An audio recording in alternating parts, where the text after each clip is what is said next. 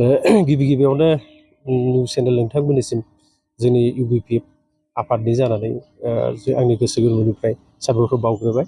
दा मैया 18 अक्ट'खालि जि बगरिसापुरि गामियाव जि जाथाय जानाय, बे जाथाय जानायनि बेलायाव जोङो दिनैहाय बर' खौसेथि सुबुं गौथुमनि जानानै धेमाजि जिल्ला जानानै जोङो मोनसे आर'ज बिलाइ होफैदों, जाहाथे जोंनि सासे जाखांफु सासे लाइमोन, बिथाङा सासे जाखांफु लाइमोन हिसाबै दिनैहाय बिथाङा गावनि केरियारनि थाखाय बबावबा बेरायहैदोंमोन। दा बे बेरायहैनायनि बेलायाव दा सानैसो दुथां मानसिफ्रा बिथांखौ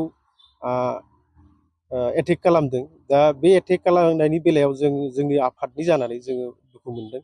खारन बिनि थाखायनो जोङो दिनै सिमोनसापुरि थानायाव मोनसे आर'जलाइ होफैदों, जाहाथे बिथांमोनखौ आयेननि बेन्दोंजों मोजाङै साजा होयो, आरो पुनर बेबायदि माबाया जायाथों जोंनि नैबे बर' एरियाफ्राव। बेफोरखौ बिनि थाखायनो दिनै जों बे आर'जलाइखौ होफैनाय जादों।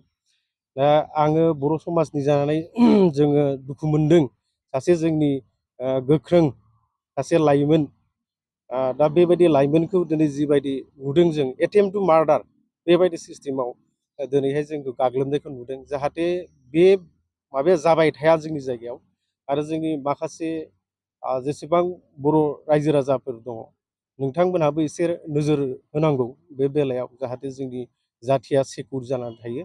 दा जोंनि बेबायदि सासे लाइमोनजों गाग्लोबोब्ला जोंनि आफादफोराबो दुखु मोनो, जोंबो दुखु मोनदों।